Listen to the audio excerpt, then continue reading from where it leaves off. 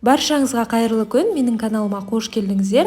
Бүгін сіздермен көпшілігі біле бермейтін өте пайдалы ақпаратпен бөліскім келіп отыр. Міндетті түрде видеоны соңына дейін қарауларыңызды сұраймын. Жаңғақпен кептірілген жемістерді сатып алғаннан кейін пайдаланбас бұрын міндетті түрде тазалап алуымыз керек. Ал егер тазаламай пайдаланатын болсаңыздар, пайдасынан бұрын зиянын келтіруі мүмкін. Алдымен жаңғақты қалай тазалау керектігін көрсететін боламын. Грек жаңғағын осындай бір ыдысқа салып, үстінен салқын су құйып, жақсылап жуып аламыз.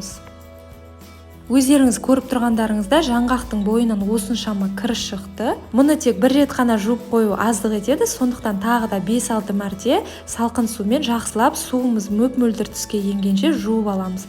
Көріп тұрғандарыңызда мен 5-6 мәрте жуып алдым. Суымыз мөлдір түске енді суын төгіп тастаймыз. Суын төккеннен кейін жаңғақтарымызды пештің формасына осылай жаймалап салып шығамыз.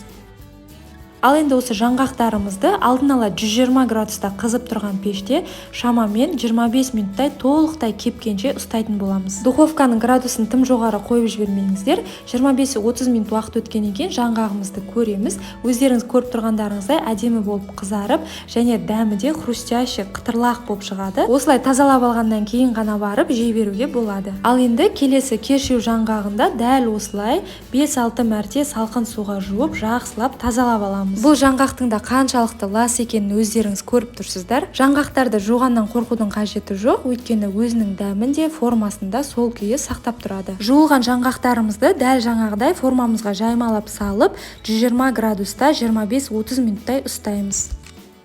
Жарты сағат уақыт өткеннен кейін біздің кешью жаңғағымызда толықтай кеуіп, әдемі қызыл түске еніп, және де хрустящий болып шығады. Жаңғақтарымызды жақсылап жуып, тазалап, кептіріп алдық. Осыдан кейін пайдалана беруге болады.